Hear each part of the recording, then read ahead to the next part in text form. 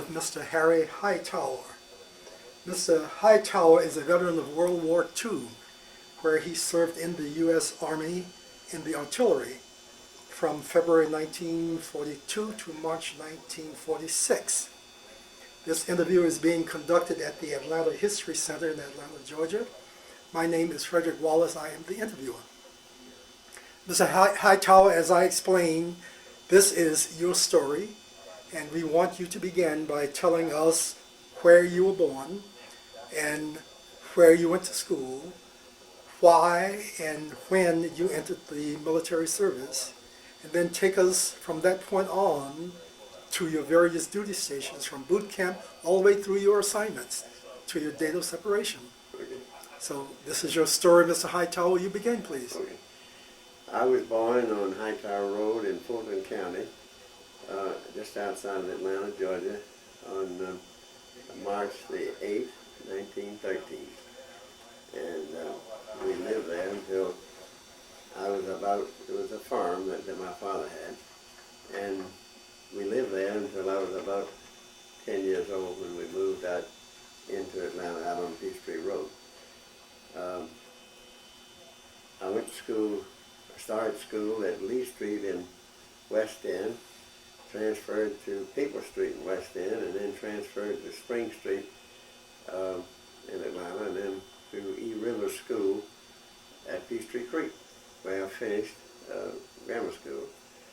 Then I went to Fulton High School for 4 years, and Fulton High School was going to be moved over to north on Peachtree Road, north of where we live, and friends of mine talked me into going to Boys High School for 1 year, so I did.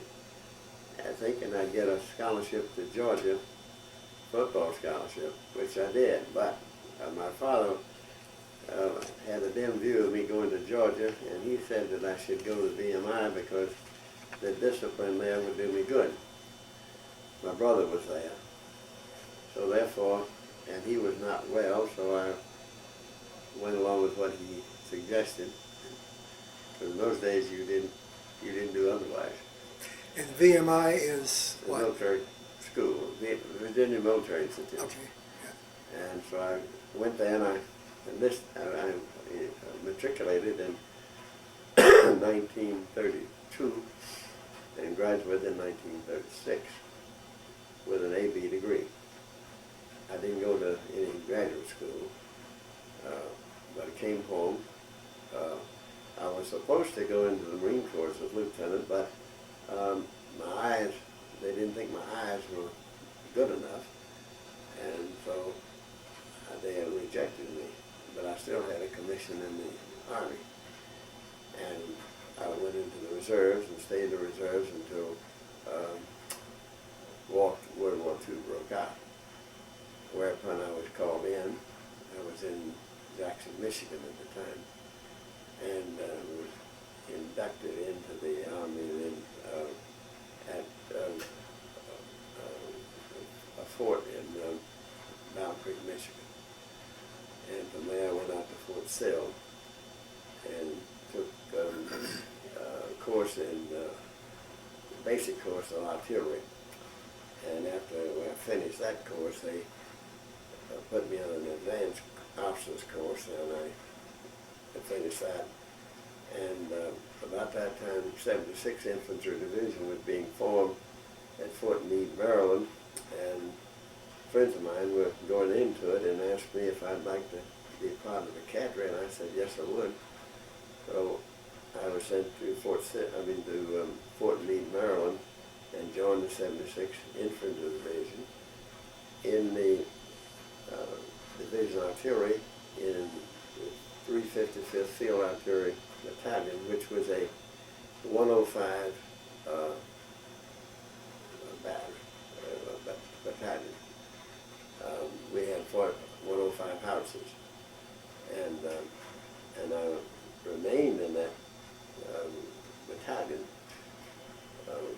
throughout my whole career.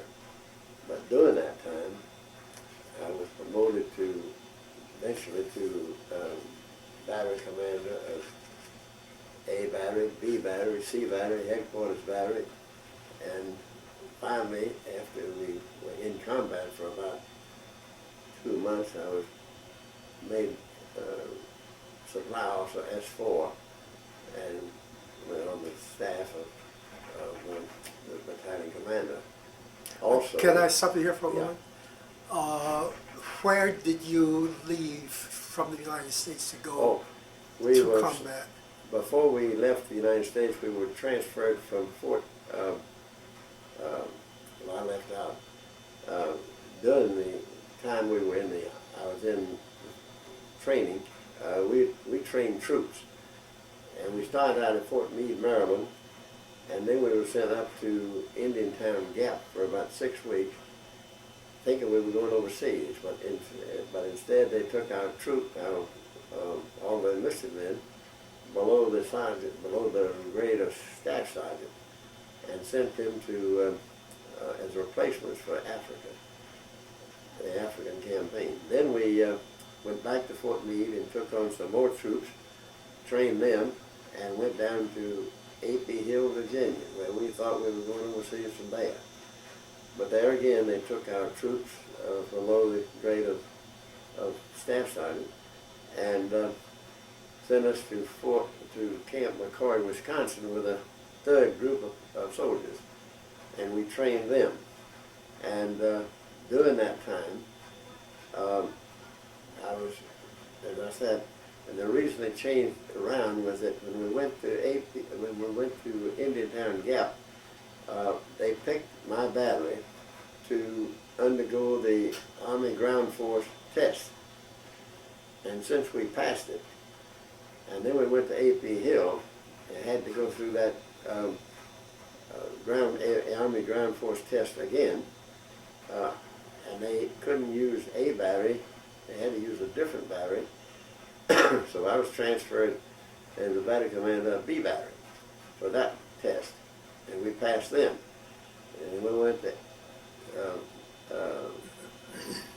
Wisconsin to Camp McCoy. We had a third test, getting ready to go overseas again, and I was transferred then to C battery to be commander of C battery, and took the test on the C battery, which we passed again. How did you feel that you were all primed to go overseas time and time again? Oh yeah, we didn't do. We were very unhappy about it, and most of the officers were. And how we actually finally got overseas was that our wives got very upset with our morale, because by that time we said, hey, we've trained all these troops, we ought to be able to go and do some fighting. And we didn't like it that we couldn't. So the wives wrote a letter to Walter Winchell, and he announced one Sunday night that how unhappy we were that the Army didn't see fit to take us to the combat, because although we had trained 2 sets of people for combat already. And so about a week or so later, maybe 2 weeks later, we got orders to proceed from Camp McCoy to Taunton, Massachusetts, which was a camp that prepared you to go overseas. And from there we went up to Boston after a couple of weeks there, and caught the ship over to Europe. So you were married at the time? I was married, had one child, and my boy was, at that time I was married, had a boy that was born in June of that year, so he was only about 4 months old, or 5 months old, when I left to go overseas. And your wife was anxious for you to go overseas? I don't think so. No, she wasn't at that time. I see. But okay. but I did. And so we went over and landed in England at Southampton. And I was given the job of unloading the ship of this Patamenta and make sure that it got to the right destination. And that happened to be about a week before Christmas of 1944. And the longshoremen England and Southampton were on strike. So a group of my soldiers and I went down to a bar a pub where we found out that all the Union people were. And I was starting to talk to the business agent about sending people up to unload the ship, even though they were on strike, and pointed out to him that it was imperative that we get this boat unloaded. Whereupon one of my sergeants, I had a master sergeant with me, and he ordered me out. And I said, "What do you mean?" He said, "I'll tell you later." So I went out, and they secured some people.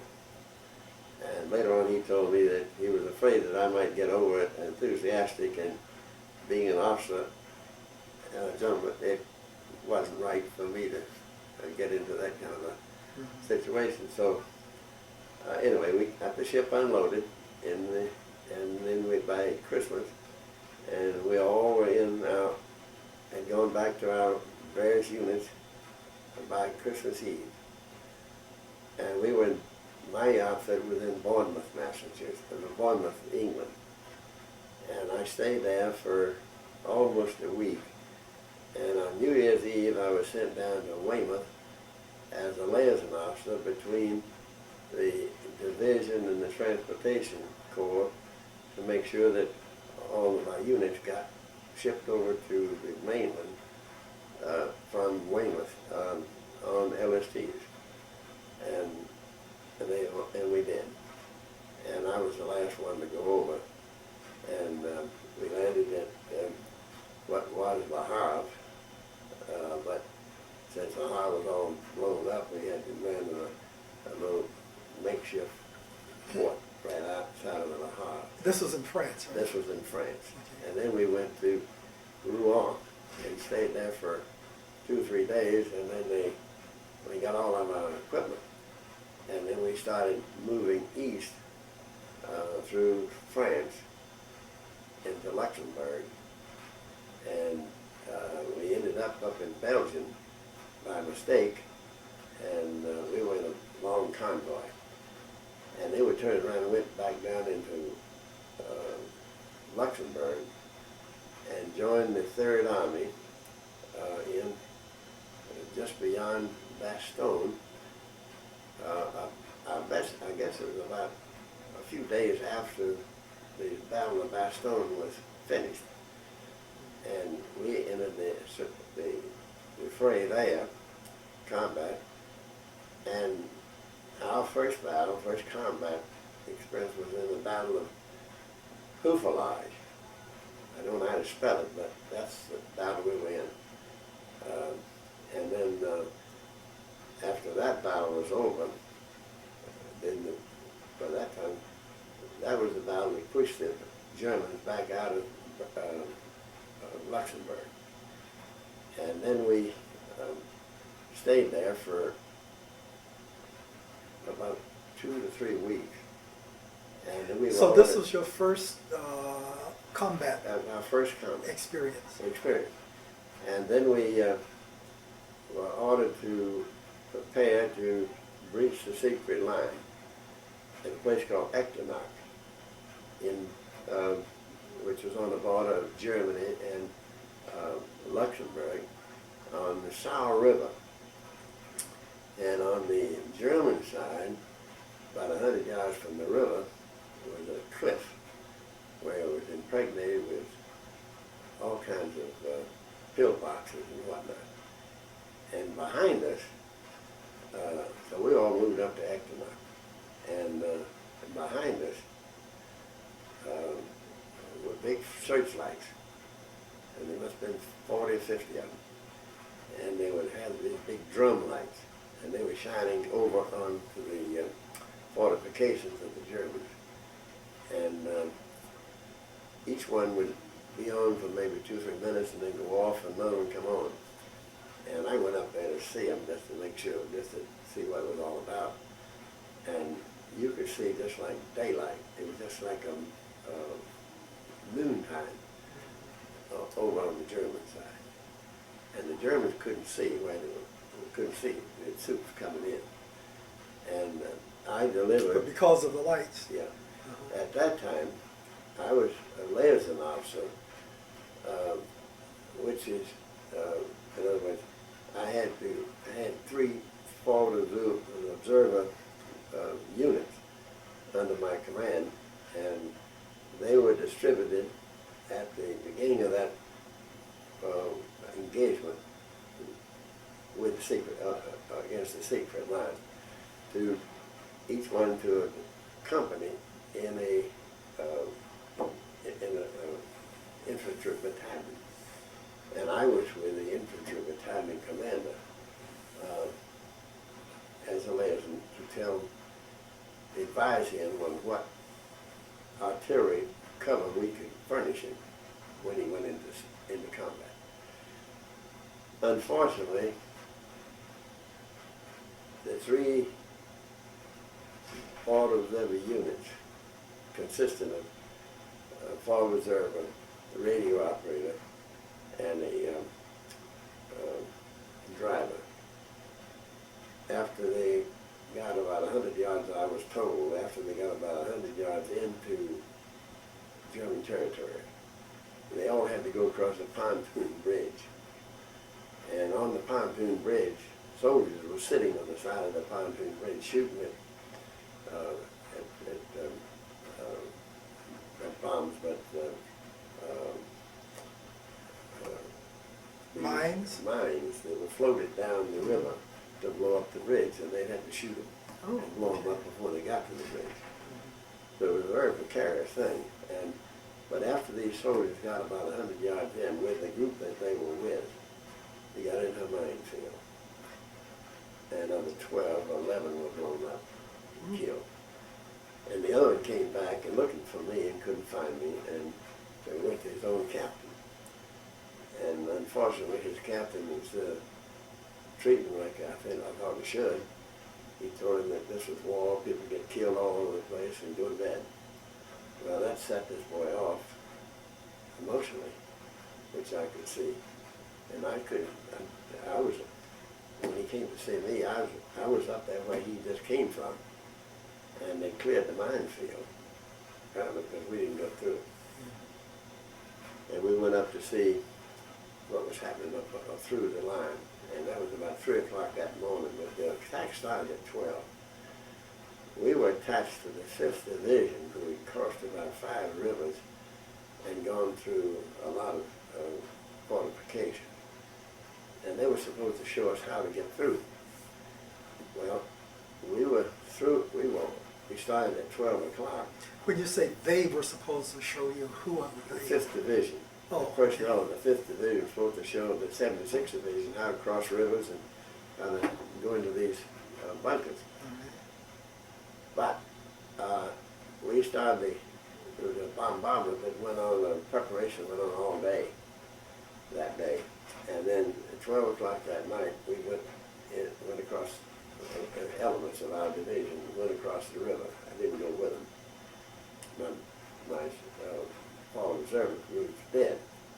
As I said, they were killed in a minefield. Now, about 3:30 in the morning, I went across the same bridge with the battalion commander of this battalion of the 85th Infantry Regiment, which was part of our combat team.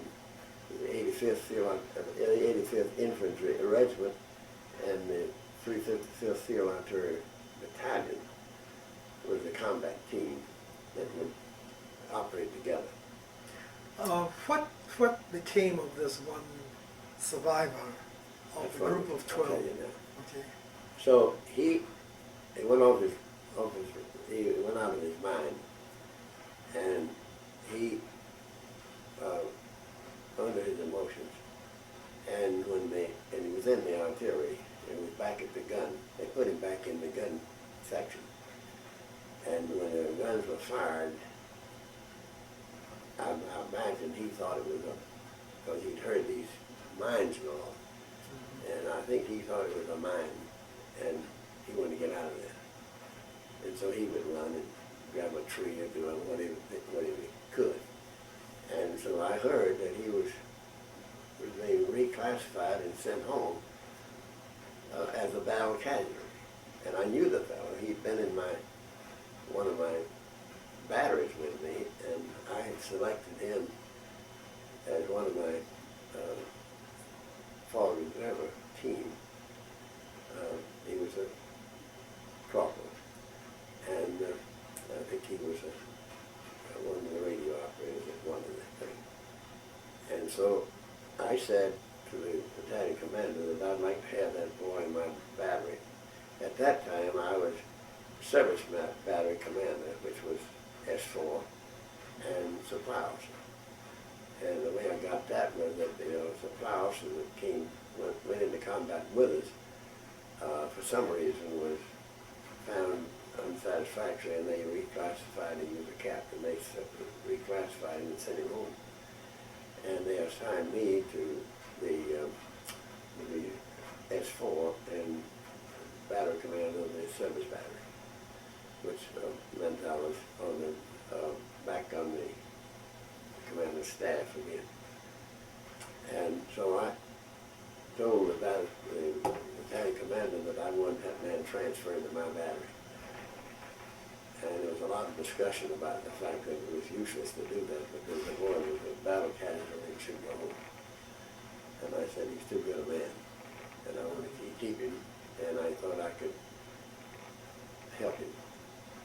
And so I took him. And I was very strict with my battery personnel. We had a meeting, and I told them what I expected, how I expected them to behave toward him. And they did. And for 30 days he was under my care. But the first thing I did, told the first sergeant, we had a little whiskey that we kept for people coming back from the front line because we weren't on the front line at that time. And I told the first sergeant to give him a bottle of whiskey, and they drink all he wanted to and put him to sleep and don't give him anything to do for a whole while. And then I talked to him from day to day. I was getting along with everything. He slowly came around, and then about 30 days later I told him that I thought he ought to go back into combat. I didn't want to go. And I said, well, you got to go. And so I made him get on the truck, an ammunition truck, to deliver ammunition to the batteries. And there was a fight. He didn't want to do it. And I had to tell the sergeant that he should go, and under those circumstances, had to get off that truck until he did what he was supposed to do. And I told him what he had to do. He said he wasn't going to do it. And I said, yes, you are. And he did. Reluctantly. And then I kept him going back and forth to the front for another week or so. And finally, he was all right. And he found he could do it. And then another captain, the captain of another battery, came to me and said he needed a driver. Did I have any suggestions? And I said, well, yeah, this boy.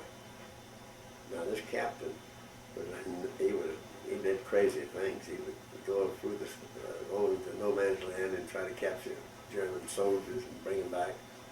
But he said he needed a driver. He could take him over there. And so I talked to this boy and told him who the captain was and what he was going to do. And did he think that he could handle the job? So he said, well, he talked to the captain, so he did. And the captain convinced him that that was a good job for him. So he took the job as driver. And the last time I saw that boy, he was coming back through the lines with a bunch of German soldiers, prodding them, set on the front of the Jeep, prodding them with a bayonet. So I figured, hey, he's gone. He's done all right. And he did. And he wrote me a letter after he got home and thanked me for treating him the way I did. Oh, good. And it wasn't easy. And at one time I had to threaten him. But but he lived through it. And he came home, all healed and everything. And he wrote me a letter telling how much he appreciated what I did for him, which I thought was good.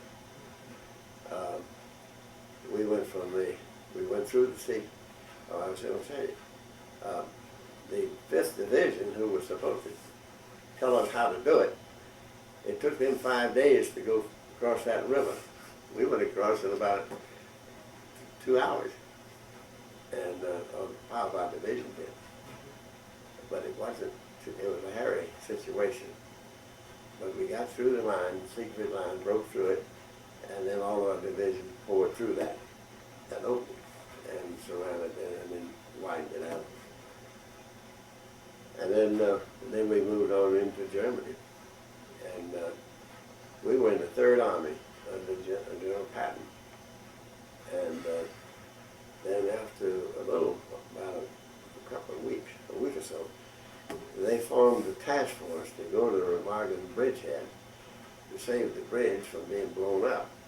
And so he sent, Patton sent a colonel up to us and said, and picked up the people who they wanted to go. And I was to supply the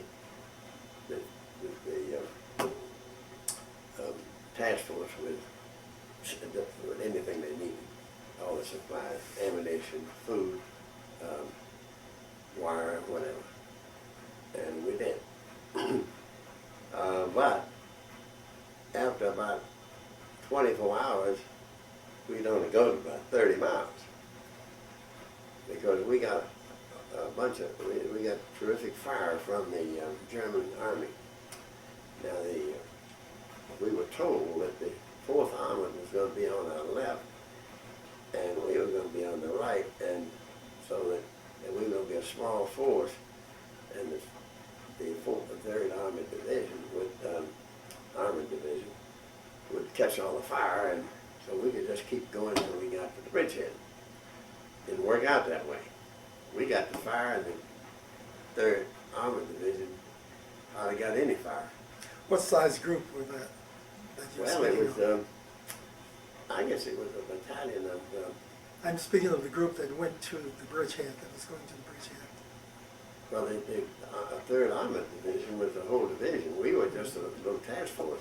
And how many men were in that task force? I think there was probably maybe a couple of hundred. We had a battery of artillery, and we had some engineers, and a company of engineers, and I guess the rest were infantry.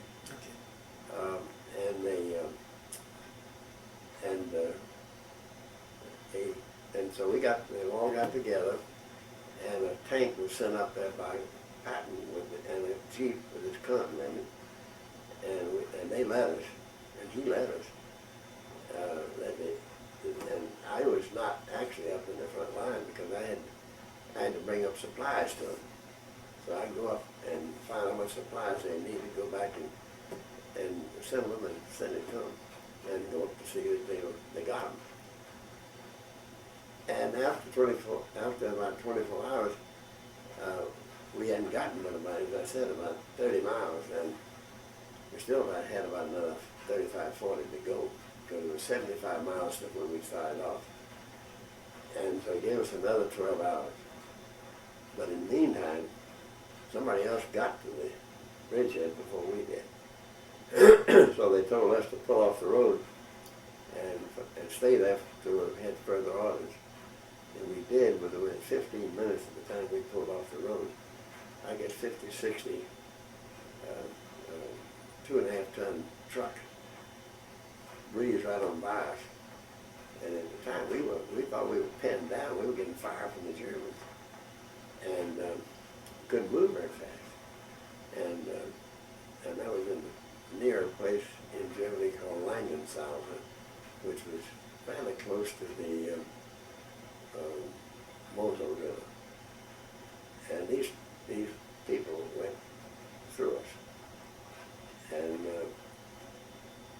then went into Langensalza, which was about, I guess, 60 miles from where we were. finally got word to join a battalion of units. So I was looking for my battalion, the artillery battalion, and finally found it. It was amazed to me that he could move troops so fast, so far. And what they did is they moved up about 50, 60 miles, and all the infantry got out of the trucks and spread out and then came back toward us. And what that did is cut off the Germans from their supplies. Mm-hmm. And then a lot of them started to surrender. And I was ended up about 20 miles behind the front lines and where my artillery battalion was. And we had a guard around our bridge because we were alone back then. There were 80 of us, about 80 of us in the service battery. And so about 7, 8 o'clock one night, this German soldier came up with a white flag, and one of the guards challenged him, and he said he wanted to see the commandant, which was the captain, the commanding officer.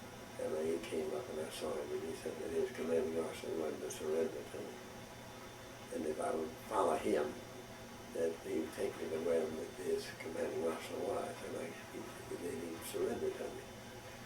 And not knowing and having seen that other people had gotten into a trap about it, I said, if he wants to surrender to me, you go back and tell him to be here at noon tomorrow, line his trucks up, have all his troops dismounted, stack their weapons and the ammunition in front of the trucks, and line up there, and then he can come up and I'll take his surrender. So the next day, all these trucks started coming out, and it ended up with about 2,500 people in them. And they lined up very nicely, very orderly, and stacked their guns as I told them to do. And he came up and said he wanted to surrender. How could you communicate with this? He had a person that could talk English, and I had a man that could talk German. My driver he could talk fluent German. Oh. And so I had my driver talk to him and to his man, and so they could communicate. And I think they were communicating in German. Later on, I found out that before he left that the colonel, German colonel, could talk English, but he didn't want to until he had to. And so then I had them all mount back up into their trucks, and I sent a lieutenant in a jeep with him down to the prisoner of war camp, and they all went, and then we had to dispose of all the ammunition, and dispose of all the machine guns and the rifles. Which was Why did he want to surrender? Well, they outnumbered you. I know that, but he knew that there was a lot more than me that were coming after him. But all these infantry groups were coming back, and they cut him off from his supplies, and he cut him off from the rest of his unit. I see. And so as he was cut off, he figured he better do something to get rid of it, to get out. So he did, and that was a very exciting time. I'm sure it was. And a very scary time too, because I didn't know whether with 2,500 and 80 of us, what was going to happen. But it turned out that he truly wanted to surrender, so he did. And then we joined the group. I suppose you felt a great deal of pride in having captured these. I did, and we bragged about it to the rest of the battalion. Did you get any type of recognition for that? Oh, no. Well, later on, our unit got a meritorious award for exemplary work and all that. Which the rest of them, a lot of other service batteries got too. But then we went on, and we crossed the Bulge on a pontoon bridge, and then we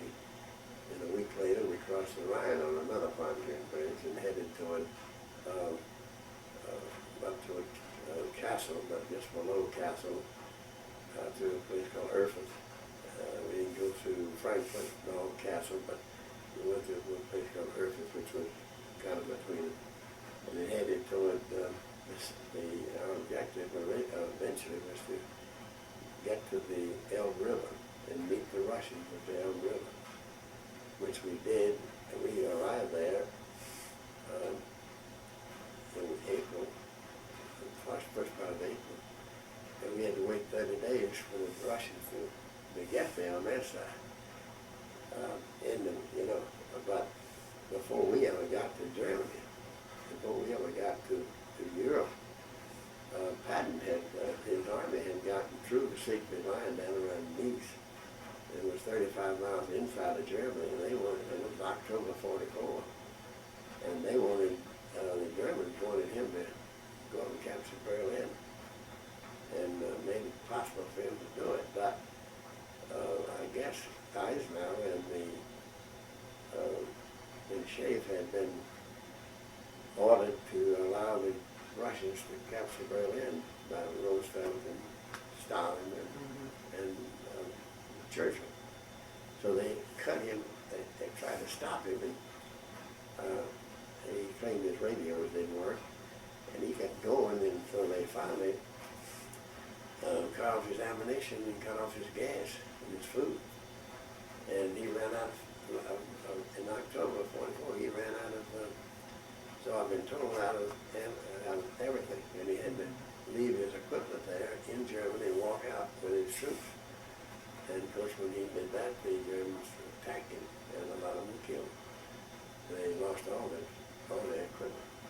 But then he regrouped after he got out and raised so much cane about it that they never cut off anything from him from then on. But that's just a little estimate. I was not there, but that was what I was told by pretty reliable people who were there. Anyway, we kept on going and went across this, as I said, the Rhine, and got to the Elbe River and waited there for 30 days. And that was about 35 miles west of Dresden, in a place called Limburg.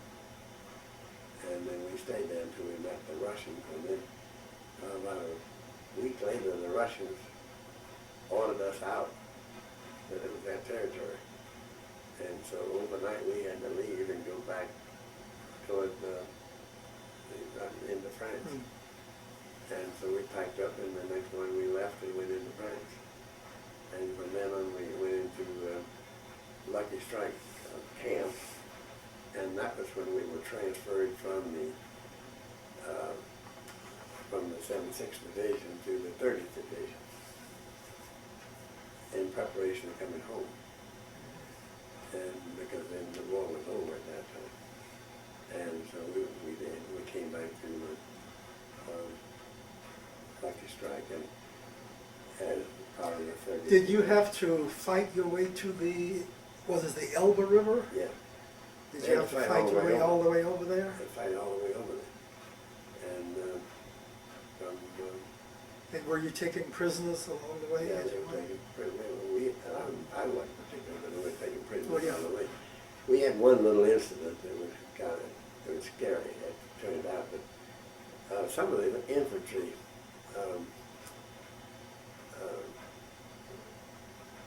supply people, they had the regiment had a regimental supply company, and that company supplied ammunition, food, clothing, everything to the regiment. And since we were on the same combat team, they were over us, and so they would supply us with food also, and ammunition and whatnot. And we could go down to the dumps and get it, but sometimes they could help us. So one day the commander of that company called me up and said he'd like to talk to me, and I went up and he said, you know, my men are getting frustrated because the forward elements of this infantry are getting all the goodies, cameras, guns, whatever. And we'd like to get up there further close to the front line so we can get it before it all goes away. So I said, fine, we'll go together. So he went down to the regimental headquarters and found out where they were going to move that night and where they were going to be the next day.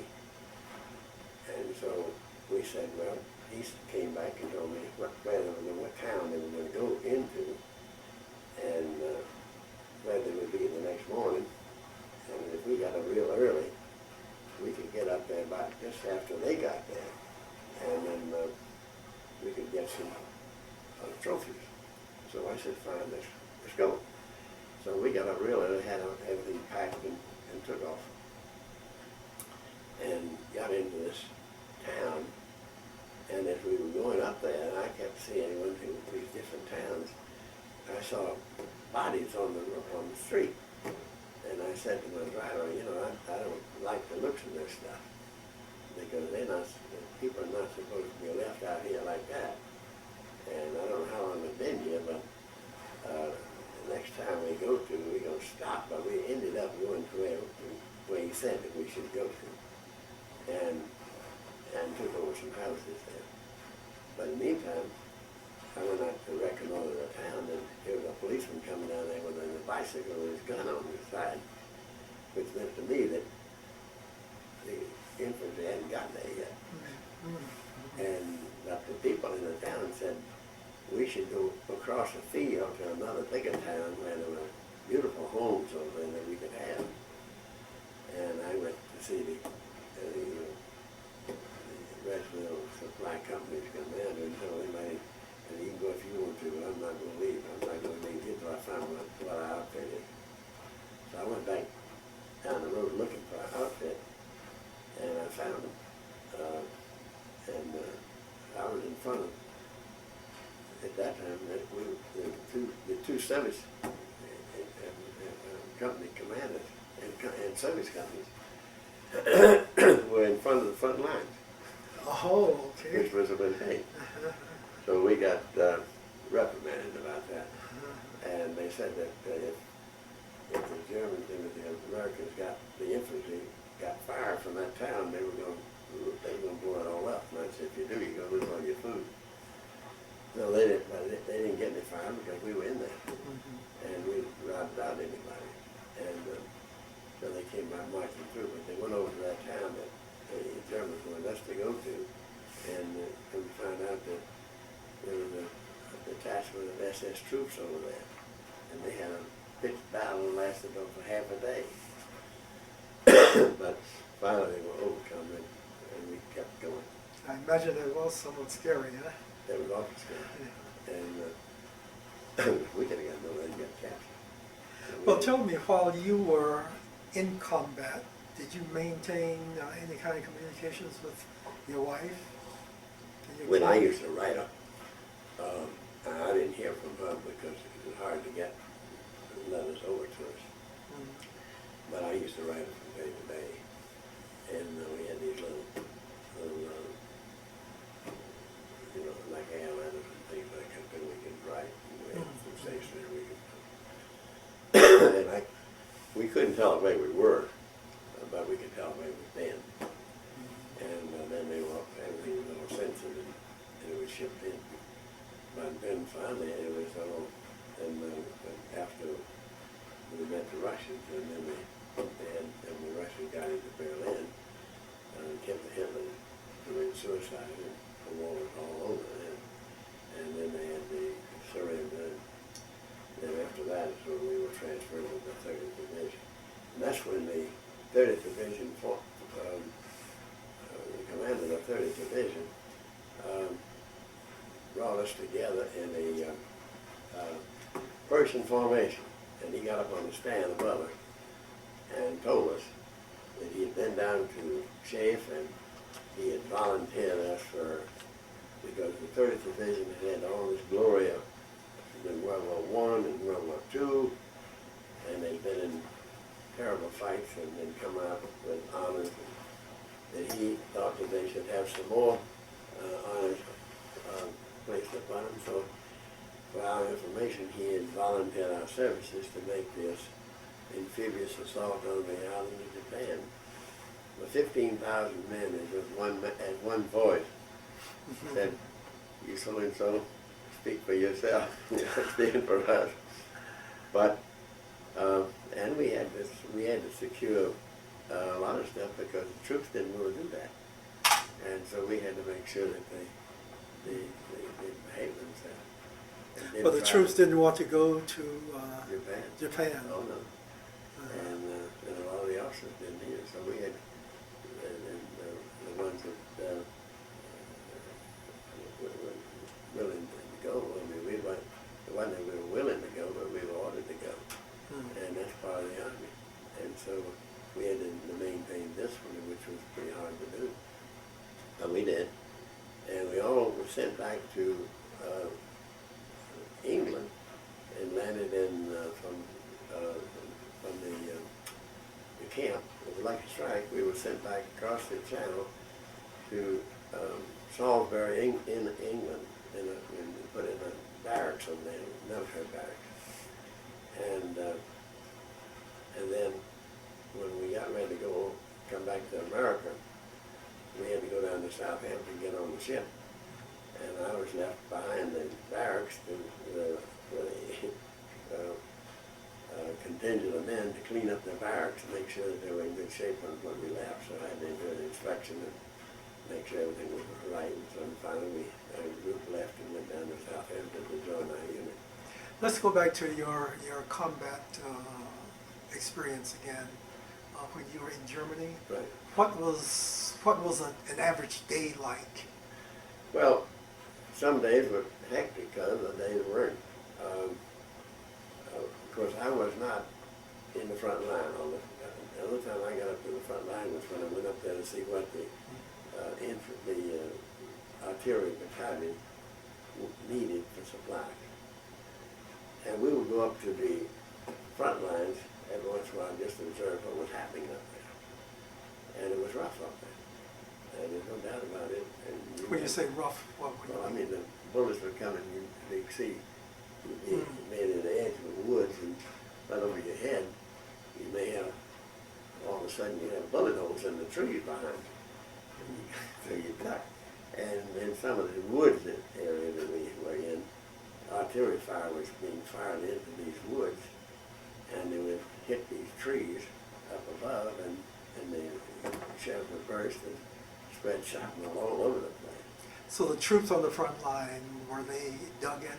Were they in All foxholes? in trenches, oh yeah. In trenches? But they didn't stay there long because Patton was not one that believed in standing still. He believed in movement, and we were moving all the time. And his troops were moving all the time. And so they were dug in foxholes, but they didn't stay there long. One group would go, and another group would go, and they had pretty good support from the artillery. And we would get, when I was a liaison officer, we would get, and the one thing they did, the American Army would radio a town ahead of them and say, "We're coming into your town tomorrow morning." Now, if we get any fire from the town, then we're going to call for the artillery to go through the town first with phosphorus, which was smoke, with smoke and phosphorus. And then if we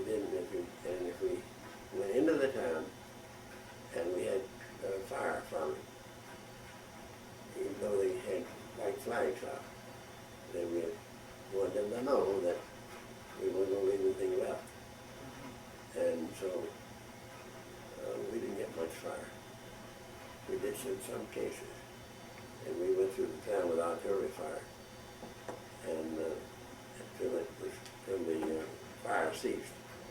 And then we stopped.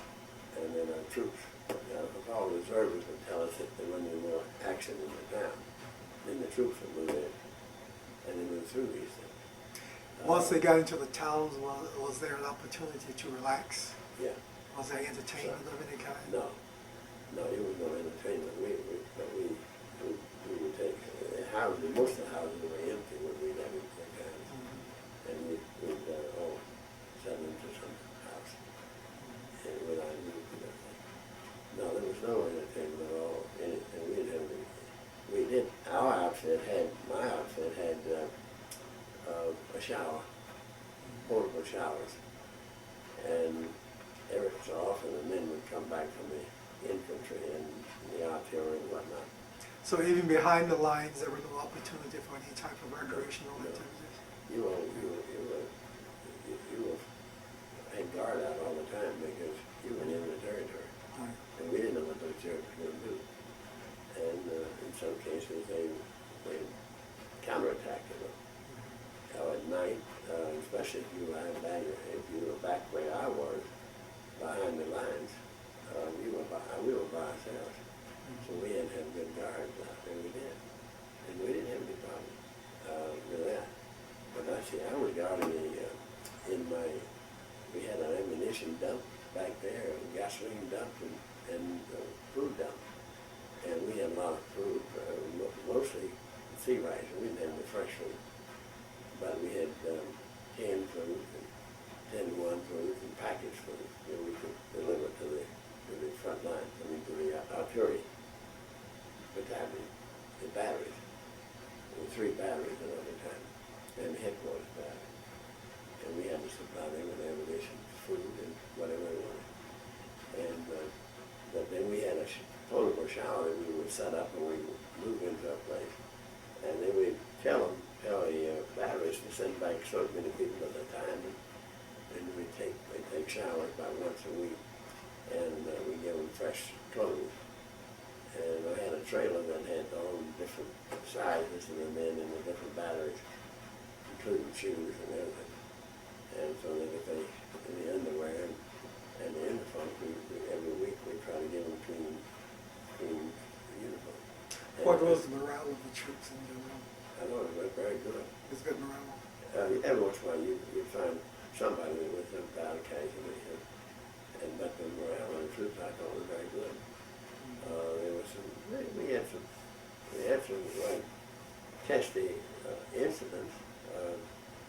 I remember I was up there one day in a battery, and this one of the men in the battery was near where I was, and one of the shells came over in this wooded area and burst up there, and Chandler came down and caught him in the side, and blew part of his side out. And we got him to the hospital, and I went down to see him every day for a couple of days, trying to find out where he was. And then the information we got was that a man went into a hospital. They didn't register him until they found out whether he was living or dead. And if he was dead, they didn't register him. Or if they couldn't save him, they didn't register him. They didn't register him until about 24 hours after he got there.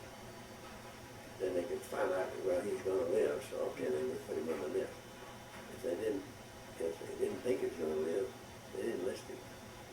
He died in the field, which wasn't actually so. But this fellow here was operated on, and they kept operating on him. And I saw him. They wouldn't let me in there to see him, but they said that he was up there on that stage, covered with a sheet, and the sheet was blood red, and they were pumping plasma into it. And they saved him, and he came back to this country and lived. And I didn't see how he could, but he did. But they did a marvelous job of saving people and putting people back together. And I thought that was wonderful the way they treated, what they were able to do with these people. But the medical people learned an awful lot from World War II. And a lot of things that happened after World War II was a result of the experiment that the medical corps took to try to save lives. Because here was a soldier that was wounded, probably wasn't going to live. But let's try to see if we can make him live. And they would do things that, if they had been in this country in peacetime, the surgeons wouldn't have dared do it. For fear that if he died, then they would lose their reputation and all that stuff. But since they were in wartime, they took a lot of chances. which saved an awful lot of lives. Well, we've got about 5 minutes left. Okay. So tell me about when you returned to the United States. Well, when we returned to the United States, of course, then we went down to Fort Jackson, and then we were all, we had to sign all these different papers, and they told us that we were going to be separated from the service, and then, and we were. And we stayed there for about a week, and then after that we were signed out, and we went home. And I had to go back up to Michigan, where I came in the Army from Michigan, so I had to go back to Michigan to get out of there, make sure I got out of there. And most of these states gave you a bonus, or they called it a bonus, for serving in the Army during the war. And different states had a different amount of money.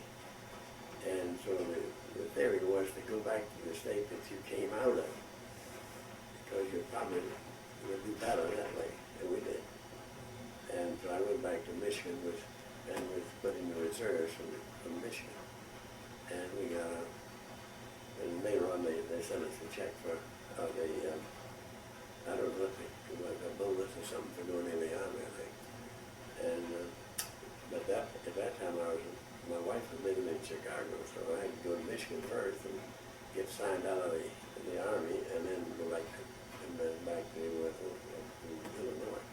Did you have trouble readjusting to life? I didn't. No, I didn't. I was just so happy to get out and get home, see my family, my wife and child. But the funny thing, you know, when I went home and picked up my child, my wife had my picture up in front of him all the time, and pointed at the picture with my uniform on, saying that this was your father. And so when I went home and went to pick up my son, who was almost a year old, he was screaming because he said, "That's my daddy right there."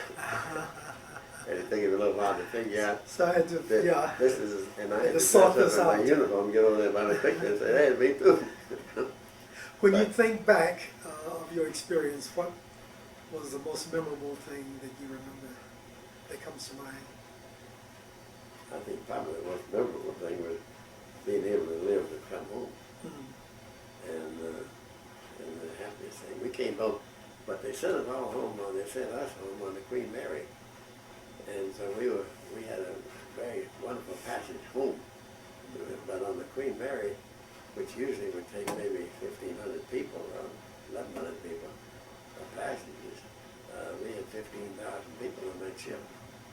And when a stateroom would take 2 people, we had maybe had 21. But going over, we were on a small ship. General so the name of the ship was General so-and-so. I don't remember the name of it now, but they hadn't finished building it. And so we had to wear helmets on the ship going over, because we shorts in the electrical system in certain parts of it. And all these wires were encased in lead coverings. And if they had a short in one of them, the heat would melt that lead, and they would drop down on your head. So we all had to wear helmets while we were on the ship to protect our heads from hot lead coming down on them. And the ship going over, we went from Boston over to the Azores, and then up along the southern coast of France into Southampton, into the channel, and then into Southampton. And that was a scary thing, because we were on a convoy, and you see these little naval escort vessels, which were the destroyers, went back and forth up and down the line of ships. I don't remember how many ships were there, but there were supply ships on the outside and troop ships on the inside. And they were about 600 feet apart, so it was total. And it was, some nights were stormy, and a lot of these naval officers were scared to death that some ship up in front of us would motor would conk out, and there was no way you could stop in that shot, and they would have a log jam, and they'd sink themselves. But we didn't have that. We got through it without any problem. So when you got back, you reconnected with your family. Right. Did you take advantage of the GI Bill? Well, I didn't need to.